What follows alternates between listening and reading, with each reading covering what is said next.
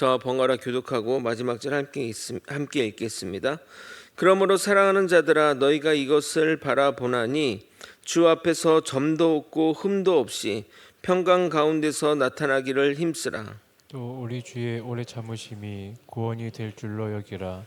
우리가 사랑하는 형제 바울도 그 받은 지혜대로 너희에게 이같이 썼고 또 그 모든 편지에도 이런 일에 관하여 말하였으되 그 중에 알기 어려운 것이 더러 있으니 무식한 자들과 굳세지 못한 자들이 다른 성경과 같이 그것도 억지로 풀다가 스스로 멸망에 이르느니라. 그러므로 사랑하는 자들아 너희가 이것을 미리 알았은즉 무법한 자들의 미혹이 이끌려 너희가 굳센 데서 떨어질까 삼가라. 함께 읽겠습니다. 오직 우리 주 곧 구주 예수 그리스도의 은혜와 그를 아는 지식에서 자라가라.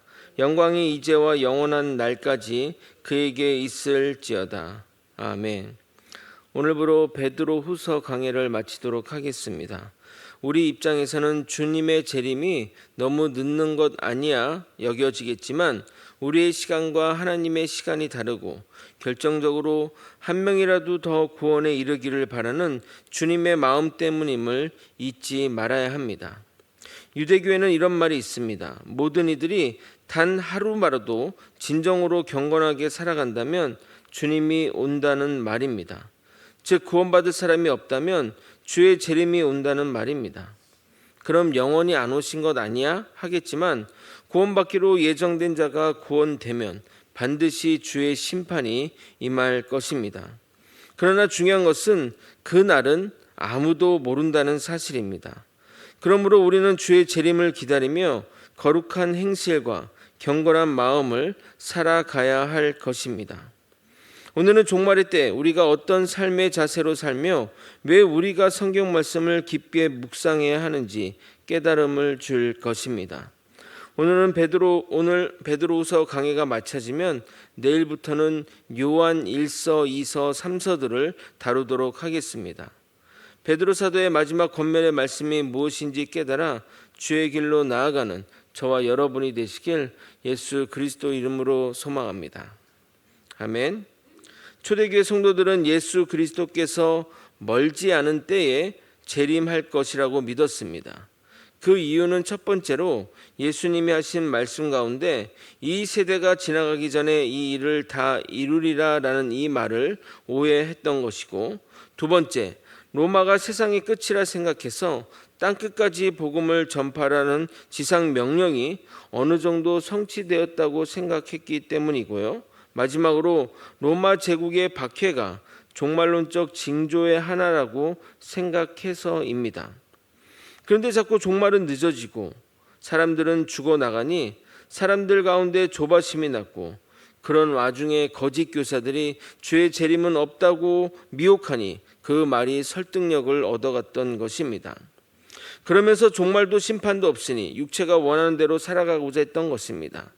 그러나 하나님의 시점으로는 시간이 얼마 지나지 않았고 주님은 우리를 구원하기 원하셔서 종말을 늦추는데 재림이 없다고 포기하는 상황이 베드로 사도의 입장에서는 참 안타까웠던 것입니다. 그래서 베드로 사도는 재림의 때 우리가 어떻게 살아야 하는지와 재림이 늦어지는 것처럼 여겨지는 이유를 다시 한번 설명하고 있습니다. 14절을 다시 한번 읽겠습니다. 그러므로 사랑하는 자들아 너희가 이것을 바라보나니 주 앞에서 점도 없고 흠도 없고 평강 가운데 나타나기를 힘쓰라. 주 앞에서 점도 없고 흠이 없다는 것은 거룩한 행실과 경건한 삶을 의미하는 비유적인 표현입니다. 주를 믿는 자는 종말의 때에 다급해지지 않습니다.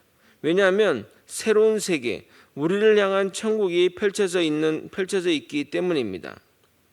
여러분이 정말 어렵게 살다가 로또가 당첨되어 새로운 집을 구해서 나간다고 생각해 보십시오.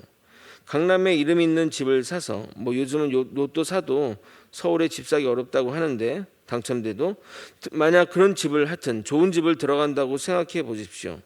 그러면 기존에 있던 세간살이를 들고 갈 사람이 있을까요? 아마 다 버리고 하나도 남김없이 다 버리고 새로운 것을 사서 들어갈 것입니다. 모든 것이 다 새롭고 최고급이기 때문입니다. 그래서 우리가 평강 가운데 그날을 기다리며 평강 가운데 나타나게 되는 겁니다. 반면 세상에 집착하여 세상의 것을 최고로 여긴 자들이 종말이 닥치면 어떻게 할까요? 뭐라도 챙겨가려고 서두르지 않겠습니까? 내가 주인 삼았던 것들을 가져가려고 애쓰지 않겠냐 이 말입니다. 그래서 다급해지는 겁니다. 그러나 우리가 주인 삼았던 모든 것, 세상의 모든 것, 어느 것 하나도 가져갈 수 없으며 그 어떤 것도 그들을 보호할 수 없습니다. 이사야 28장 16절에 이렇게 말합니다. 그러므로 주 여호와께서 이같이 이르시되 보라 내가 한 돌을 시온에 두어 기초를 삼았노니 곧 시험하는 돌이요 귀하고 견고한 기초돌이라. 그것을 믿는 이는 다급하게 되지 아니하리로다. 15절 말씀은 주의 오래 참으심으로 우리가 구원에 이르게 되었다는 9절의 말씀을 다시 한번 강조하며 이야기하는 말입니다. 15절 전반절만 읽겠습니다.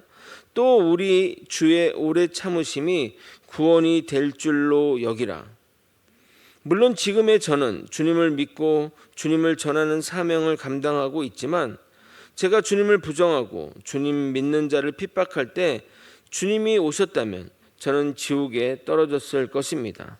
저뿐만 아니라 우리 모두 그런 존재들 아닙니까?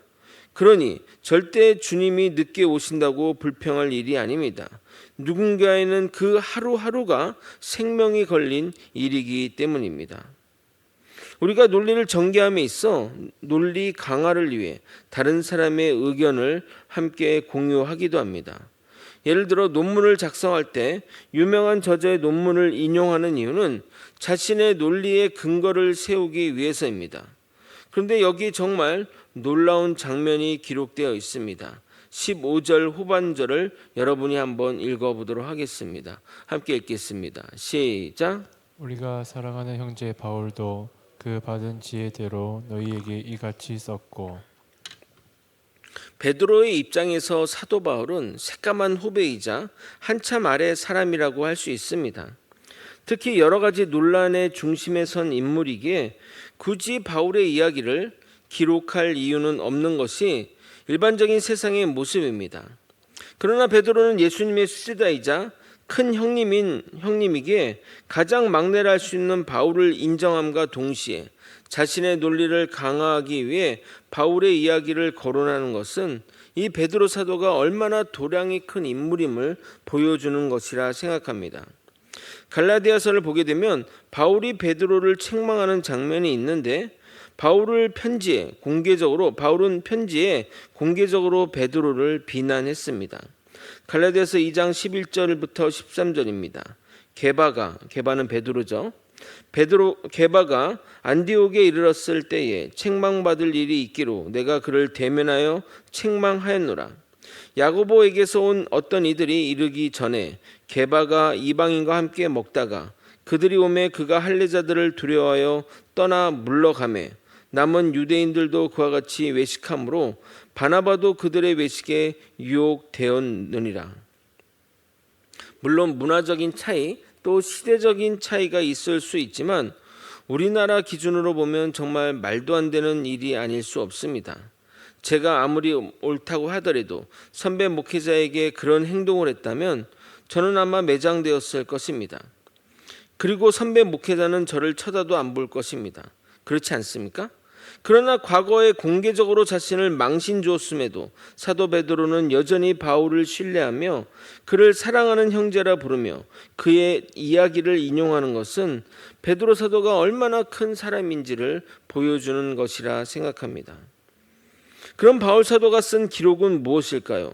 문맥적으로 보게 되면 하나님의 오래 참으심에 관한 내용일 것입니다. 사도 바울은 여러 가지 그의 서신서에서 하나님이 구원받을 자를 위해서 오래 참으신다는 구절을 언급하고 있습니다. 대표적으로 로마서 2장 4절을 읽겠습니다.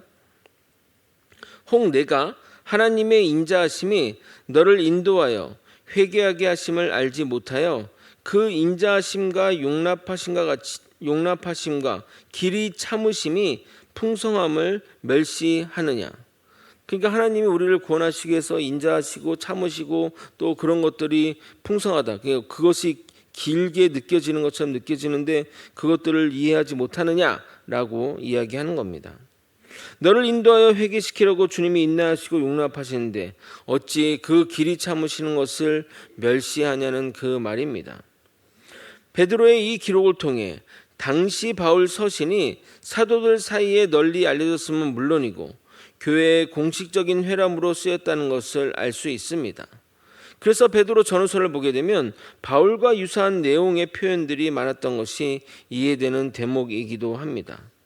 16절을 보게 되면 그 중에 알기 어려운 것이 들어있다는 말이 무슨 의미인지 한번 살펴보도록 하겠습니다. 16절을 또 한번 여러분이 읽어보도록 하겠습니다.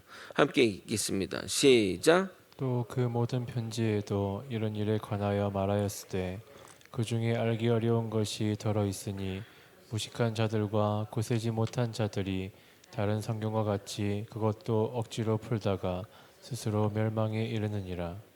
그러니까 그 모든 편지는 이제 바울의 모든 서신서를 얘기하는 건데 그 서신서에서 종말과 재림 또 하나님의 그 구원하심에 대한 이야기들이 있는데 그 중에 알기 어려운 것이 있다고 쓰여 있습니다. 그 내용이 정확히 무엇인지는 알 수 없으나 재림과 관련된 글일 것입니다. 그러나 우리가 바울 서신을 잘 읽어왔듯이 그의 글 가운데 어려운 내용이나 또는 묵시적인 예언의 글은 없습니다. 그리고 바울 서신은 명료하고 정확하게 쓰인 글이라 이해 못할 것이 없습니다. 아마도 독자에 따라 경험하지 못한 내용이라서 이해 못하거나 지적 능력이 떨어지거나 모자라서 벌어지는 일일 것이라 추정합니다. 그래서 무식한 자들과 굳세지 못한 자들은 이해하지 못한 것입니다. 여기에 굳세지 못한 자들이란 불안정한 자들을 의미함으로써 진리를 굳건하게 세우지 않은 자, 말씀에 깊이 새김받지 못한 자들을 의미합니다. 그런 자들은 자신의 머리로 이해하기에 바울 서신을 곡해하고 오해하는 것입니다. 결국 그렇게 성경을 해석하거나 잘못 이해하면 멸망에 이르게 되는 겁니다. 진리의 말씀일지라도 그것만으로 우리를 진리로 이끄는 것이 아닙니다. 이 말은 아무리 진리라고 할지라도 그것을 곡해하며 잘못 이해하면 잘못된 길로 갈 수 있다는 겁니다. 이단들이 그런 식으로 성경을 자기식으로 해석하여 우리를 미혹하는 것처럼 말입니다. 그래서 꿈보다 해몽이라는 말처럼 우리는 진리의 말씀을 바르게 해석할 필요가 있습니다. 그 일을 위해 우리와 같은 목회자가 있는 것이고 여러분 스스로 성경을 자주 묵상하고 연구함으로 저희 같은 목회자가 헛소리 안 하도록 경계해야 하는 것입니다. 저는 여러분이 저에게 많은 질문을 해주셨으면 좋겠습니다. 질문을 하는 것은 매우 훌륭하고 좋은 일이니 그렇게 해주시면 여러분의 신앙 성장을 위해 저희가 적극적으로 도와드리도록 하겠습니다. 베드로 사도가 이런 사실을 알려주는 이유는 너희가 거짓 교사의 미혹에 넘어가지 말라는 의미에서 말하는 겁니다. 17절입니다. 그러므로 사랑하는 자들아 너희가 이것을 미리 알았은즉 무법한 자들의 미혹에 이끌려 너희가 굳센 데서 떨어질까 삼가라. 제가 항상 여러분에게 강조하는 것이 이것입니다. 아는 것이 힘이다? 아니요. 아는 것이 신앙의 기초입니다. 기독교 신앙은 아는 것이 정말 중요합니다. 과거처럼 믿음이 최고다, 무조건 믿어라 하는데 아니요. 아는 것이 절대적으로 필요한 것이 기독교 신앙입니다. 왜냐하면 진짜이기 때문에 가짜가 판을 치는 세상이기 때문입니다. 여러분 명품백에 짝퉁이 있는 것이지 시장에서 파는 그런 그 시장 보세 상품에 짝퉁이 있는 것이 있습니까? 짝퉁도 급이 있습니다. 그래서 정교한 짝퉁은 진품보다 나아 보이는 겁니다. 우리가 이 진품과 짝퉁을 구별하려면 반드시 진품에 대한 지식이 반드시 필요합니다. 그래서 무조건 믿어 이것은 기독교가 추구하는 방향성과 전혀 다른 겁니다. 베드로 사도의 마지막 권면이자 축도로 그를 아는 지식에서 자라가라라고 말하고 있는 것입니다. 18절을 함께 읽고 설교를 마무리하도록 하겠습니다. 함께 읽겠습니다. 시작. 오직 우리 주 곧 구주 예수 그리스도의 은혜와 그를 아는 지식에서 자라가라. 영광이 이제와 영원한 날까지 그에게 있을지어다. 아멘. 말씀을 정리하겠습니다. 종말의 때 우리는 흠이 없는 자로 거듭나야 할 것입니다. 그래야 종말의 때에 평강 가운데 살아가게 될 것입니다. 우리는 성경 말씀을 통해 영생을 얻고 구원의 진리를 깨닫게 되지만 임의로 해석하거나 얕은 지식으로 성경을 해석하면 잘못된 길로도 나아갈 수 있습니다. 성경을 많이 읽고 저와 같은 목회자의 도움도 받고 책도 읽으면서 진리로 더욱 나아가야 할 것입니다. 주님이 우리를 향한 그 은혜를 바탕 삼아 하나님을 아는 지식으로 계속 나아가는 저와 여러분이 되시길 예수 그리스도 이름으로 축원드립니다. 기도하시겠습니다. 하나님을 깨닫고 하나님을 알아가는 것이 우리 믿는 자의 평생의 사명임을 깨닫게 하여 주시옵소서. 그래서 그의 지식에 점점 더 자라나는 우리 모두가 되게 도와주시옵소서. 성경을 묵상하고 성경을 연구하며 예배 가운데 말씀을 통해 더욱더 하나님을 깨달아 하나님의 말씀이 우리 삶을 인도하는 진정한 빛의 역할을 감당할 수 있도록 역사하여 주시옵소서. 우리 모두는 하나님의 말씀을 상고하고 하나님 말씀을 곁에 둠으로써 하나님과 함께 삶을 살아가는 우리 모두가 될 수 있도록 역사하여 주시옵소서. 사랑이 많으신 예수 그리스도 이름으로 기도드리옵나이다. 아멘.